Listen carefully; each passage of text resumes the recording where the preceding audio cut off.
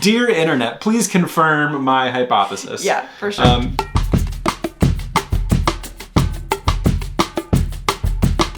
Hi, welcome to Everyday Inquiry. I'm Julia. And I'm Trevor. And I'm a librarian at an academic library. And I am a graphic designer at the same academic library. And today we are going to be talking about research. Yes, the research process. This is part one in a series where we're going to be exploring what it means to do your own research and what that can look like in lots of different ways. So I'm definitely excited about this. I consider myself someone who likes to read and look things up, and I'm excited to find out what a more formal process like that looks like. Yeah, and I think a lot of us are doing some form of research all the time. We're always taking in information, making decisions based on that. So how can we do that well and in ways that will work for us? We have one question in mind that we thought we would dive right into and kind of help set up the series. And so today we're going to talk about that question and kind of how do we even get started in doing our own research. Yeah, I think research usually starts with a good question. That is key. That's where we're going to start from. We need that. So that's where we're going to start. So step one, get a question. So our question today is it ever worthwhile to argue on the internet? Here is our very fancy answer board. I haven't seen her answer yet. She hasn't seen mine. No. I'll go first. Let's Okay. do one at a time, but close together. Okay. So that there's not like too much suspense, but some. Here we go. Dun, dun, dun, dun. I said rarely. Rarely. Okay. Yeah. Yeah. Okay. Yeah, I like that. But tell me about it. But I want to see yours first. Oh, okay. I said yes. Ooh. I wish I wrote it in lowercase because I'm not quite that emphatic. I'm probably a little more in, it's a strong it depends, but the question is it ever worthwhile? Ever, okay. And I think yes. Yeah. Interesting. So you're emphasizing the ever. Yes. Is it ever? Yes. I do notice, and I have felt personally, and I have witnessed that there are occasions where arguing on the internet has resulted in some personal growth or self-reflection. And that's what I really like. I like that opportunity to reflect on what's important to yourself and to hear what might be important to someone else and how that might fit into your own viewpoints. For sure. How about you? Do you like to argue on the internet? I mean, no. Definitely not. I don't know. I can't actually think of a time recently that I did, honestly. I think it's something that I avoid. When I hear argument, I assume negative, difficult, bad. Yeah. When I hear argument, I think I would extend argument to also just include two things people are passionate about. And that doesn't have to be a difficult conversation. That could just be very different opinions. Yep. And like broadly, rationally, sure, there's a place for that. Do I enjoy it? Nope. Or rarely. Rarely, yes. In certain circumstances. There's plenty of reasons to not like arguing on the internet. Our question is it ever worthwhile? And I think that takes us to step 2. What do we mean? And what do we not mean? What is your question actually getting at? Yes. And I think there's a balance here in like asking a question that is knowable, but is still interesting and challenging and nuanced enough that like you want to explore it and keep going. To do that, we can take a look at our initial question itself. Is it ever worthwhile to argue on the internet? And I think there's like 3 things in particular with that that we can really focus on in order to narrow down what we mean.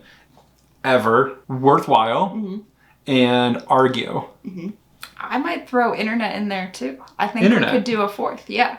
Okay. Yeah. So what do you want to say we mean when we say the internet?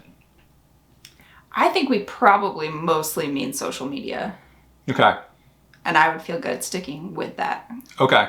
Great. I think argue has a very negative word, and I think that would probably most people would agree with that. But what we probably mean is a passionate exchange of ideals. I don't know if Ideals, ideas, Yeah, discussion. Right. Yeah. Worthwhile. Mm-hmm. Like we could think about worthwhile to the community and what would that look like, or the community of your social media friends, versus like what's worthwhile to you in sort of forming your ideas and reflecting on what you believe in.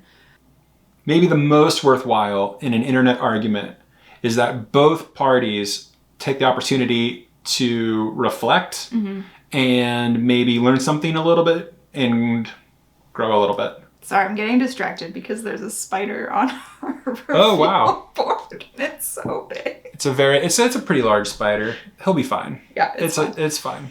I just needed to explain what my face Yeah. is doing. So the last thing was actually, for me, was ever. Yeah. Is it ever? If it's worthwhile once, it is ever. But that, I don't know if that's actually useful. Yeah, that may not be the most interesting question that we could ask. And I think in general, that kind of yes-no dichotomy might be something we'd want to stray away from as well. Like, what kind of question can we ask that's not just going to be saying, like, yes, no. Well, yeah, that one time. So we're looking for a question that's knowable, or at least it has we can investigate an answer, and something that is not just a yes or no, which I think takes us to step 3. Reframe the question. I think this is the point where we're translating from, we had this original question that we thought about. Now we've done this work of talking through what we meant by the different concepts we were bringing into that question. Now, how can we rewrite that question in a way that achieves the things that you just listed about it being knowable and complex beyond a yes-no dichotomy and actually getting at what we're interested in knowing. Yeah, something that's going to now guide us going forward to then find information that is going to match what we actually need and are interested in finding. Well, and I'm guessing we don't want to ask anything that's like leading, anything that has an answer embedded in the solution. Yeah. Why is arguing online always terrible? Right. Is just an opinion stated as a question. Right. That sounds like we already think we know. We already think we know the answer we're to going that. to tell you. Yeah. Dear Internet, please confirm my hypothesis. Yeah, for sure. Great. Yeah. So So here's the actual hard part is that like we actually do have to synthesize what we just talked about and we don't have a question prepared. All right. Okay. So questions.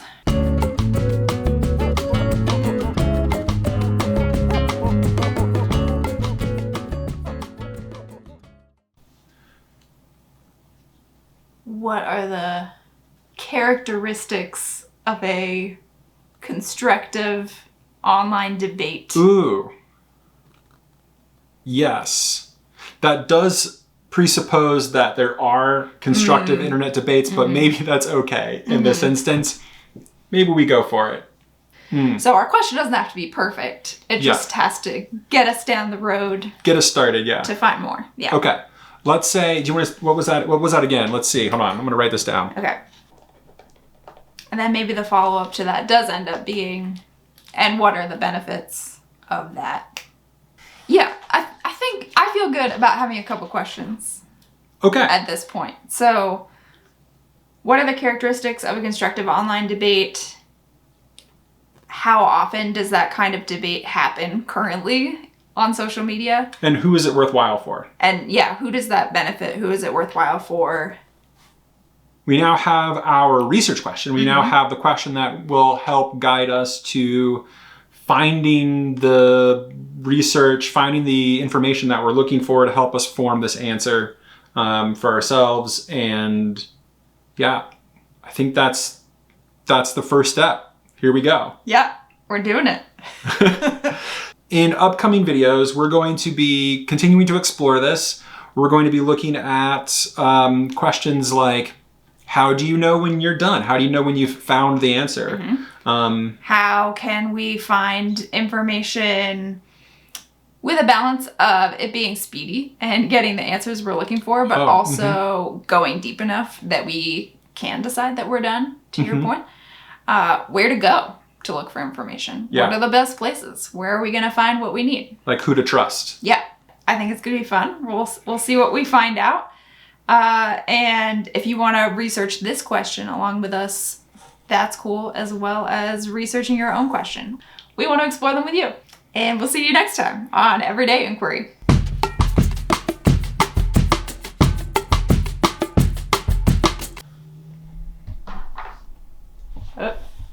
Look at this. Look at this guy. Oh, it looks so much bigger. It looks so small. Here, hold on.